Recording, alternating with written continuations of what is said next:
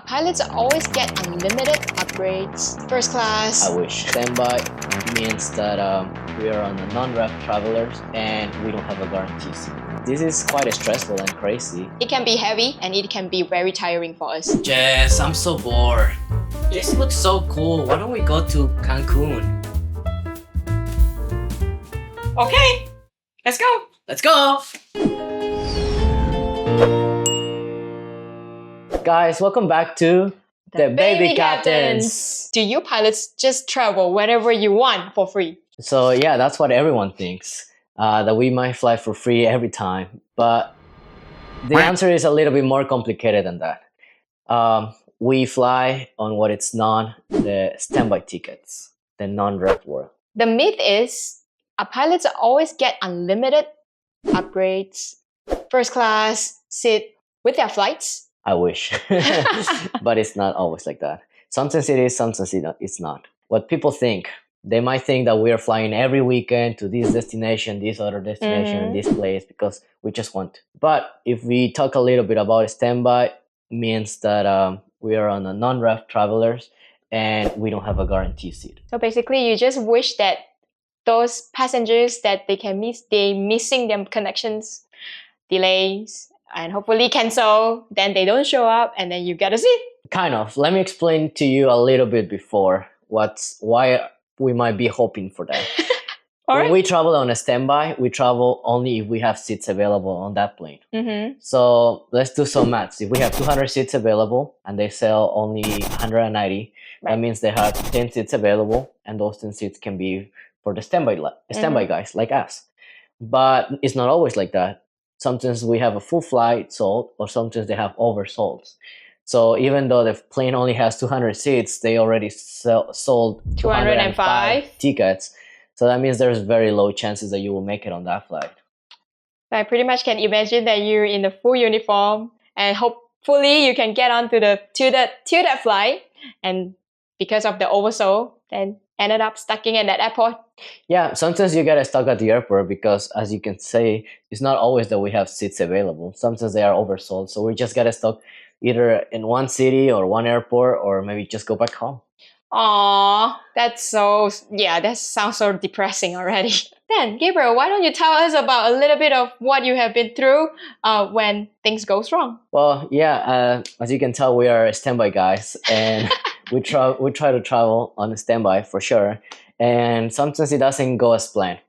You have to be quite flexible and be spontaneous.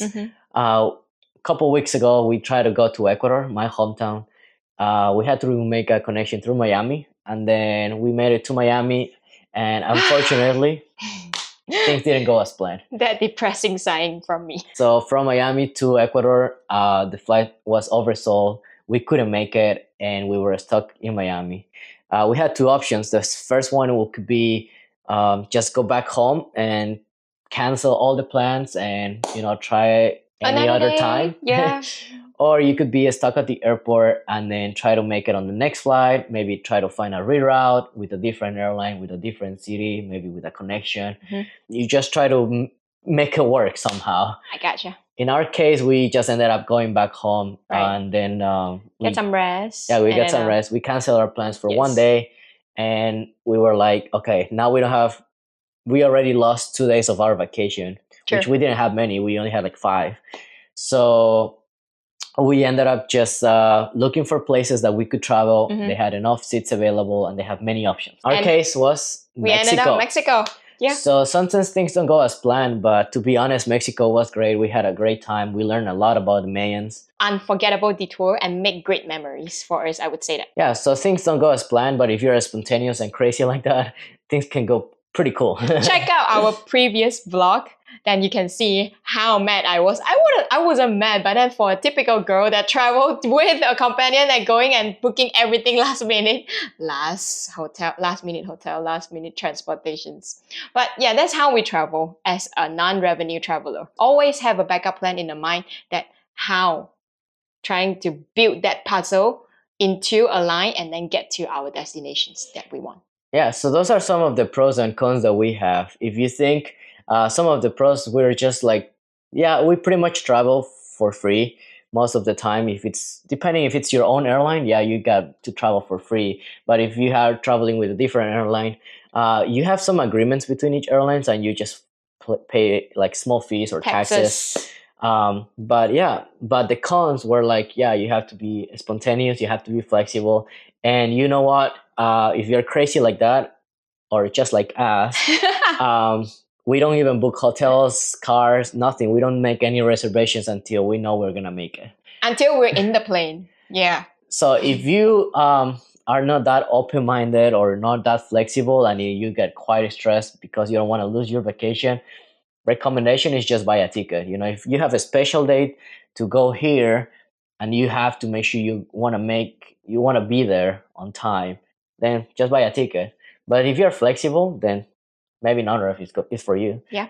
Filling up the seats, zero guarantee. Somehow you will make to that flight. And then you might be thinking like, this is quite stressful and crazy. How do you guys plan for your trips? Speaking of my own experience, as just starting off officially her vacations yesterday, but then because of the shooting work, so I delay a day. So that means I'm going to traveling back to my hometown, Malaysia, today. And someone has already witnessed me cracking up my head yesterday, trying to figure a way out to the big hubs in the United States. So for me, normally traveling back home, I will set myself with some options. So for example, Chicago, JFK, Boston, Dallas, Los Angeles, you name it, we got it here in the States. Trying to figure out a way to go to a connection destinations, so connecting airports. For example, Hong Kong, Taiwan, Japan, Korea. So it's like you got a few options, and you're not restraining yourself just with one route, that how you book your ticket, go to the airline websites, and then they will show you the routes, and you just pick that flight, and you already have a mindset that, okay, I'm going to end up in Korea today, and then tomorrow I'll be back to Kuala Lumpur, Malaysia, or Penang, Malaysia. No, as a non-staff traveler, non-rev traveler, you can end up with any city that you might never experience or you might never came across with, and then somehow, some sort of way, Mom, I'm gonna be eventually make it to home. Just wait for my call to ask you, Mom, can you pick me up in this airport? And yeah, here it is. If you think revenue passenger, they will go through a website and they will book their flight from their departure airport to the destination, and then you will already have your scheduled connections. It could be JFK, then Hong Kong, then Malaysia. But non-rev passenger, she has to make her way there. So she was looking for routes everywhere, every single route from here to here to here to here, and then the possibilities that she will make it there. True. I also have my brother that he traveled from Australia to Ecuador non-revving. Yeah, that's even crazy. And it's very crazy because there's no direct flights, as you can tell. So he has to make connections. So he has to be like, oh, maybe I could go through Europe, or maybe I could go through the US, or maybe I could go through the Emirates. Yeah. You know, Middle East. There's a few options, but you have to be open because you never know. You know, you might make it sometimes, you might not make it sometimes. Another tip for our travelers too. Whenever you travel with standby tickets or you are the non-rev travelers, please pack light. Because you never know where you're going to end up. And if you have your check-in luggage, I believe Gabriel has a good story to tell about his sister too. So my sister, she ended up going from Orlando to Miami. Unfortunately, she didn't make it on the flight, but she checked a bag. So at least on our policy, it's that a check bag is going to go through the destination. But my sister didn't make it. So the check bag was in Miami. My sister was in Orlando. And then she was like, she gave up. She canceled her flight. And then she just ended up going somewhere else. You got to wait for your bag to come back to the city and then you can pick it up. So sometimes it takes like 2 or 3 days. So my recommendation is just pack light because, well, maybe you might need to find a reroute, but you have everything. You have all your stuff with you. Let's get back to another question, guys. So do pilots fly for free or just fly for fun? The answer will be yes, we can fly for free. It's not as glamorous as you think, and it's not a golden ticket like I will go take this flight, take this airline, today this Paris, airplane, tomorrow England. It's not Next day it's Ireland. not like that. But yeah, we do have some benefits and we can travel either for free or very cheap to around the world, but it's not always like that. In our example, we are pilots and we are commuters. Mm-hmm. We live in Florida and our bases are in different states. Yep. She goes to PA, I go to North Carolina. So every week we had to fly from Florida to our base. Just to go to work. That's a pilot commuter. It's a benefit that we get. It's a perk, but we use it because we go to work. So yeah, we actually use our benefits every week, but it's because we gotta go to work and we gotta come back home every week. And sometimes if you think that go to work, yes, the company wants you to show up, but then for us, what's more stressful is going back home. Yep. Once you finish your trip, maybe after being out of your city for 4 days, you want to go home, and sometimes it's a little bit hard. Please do understand that why the airlines companies are giving these benefits to all the employees. This is also because we need that flexibility, not just to go home, but also trying to get home after we have finished off all our 4-day trip, 3 days trips. It can be heavy and it can be very tiring for us. I believe if you check out our previous episode where Gabriel talked about him going back home in the IROPS operations. Yep, it's not always easy. Sometimes it's hard, sometimes it happens, sometimes it doesn't. Sometimes it's very fast, sometimes you just take a little bit longer. Yeah, you just need that non-travel God shine the light to you and everything's gonna go smooth, hopefully. Will you risk your vacations with non-rev travel with standby tickets, or you wanted to buy just a guaranteed seat to make sure that you get to the destinations that you want as planned and as the planned time? Yeah, because you can travel to Malaysia for this high price, but you can travel maybe non-revenue for this price.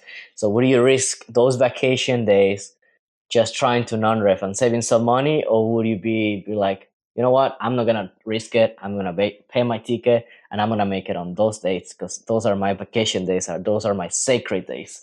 Oh, so yeah, Mom, Jess will eventually get home. So yeah, forgive me with that. Jess will travel to one connection point and then eventually get to home and wait for my call. We'll see you there. So Jess is traveling tonight. Do you guys think, is she gonna make it or she's not gonna make it? Because she doesn't have to take 1 or 2 flights, but 3 flights. And it's not easy. Yeah, stay tuned for next episode where Jess is gonna review how she gets to my hometown, Penang, specifically Malaysia. Let us know in the comments if you think she will make it or not. All right. And yeah, thank you guys for today. And I hope you liked this episode.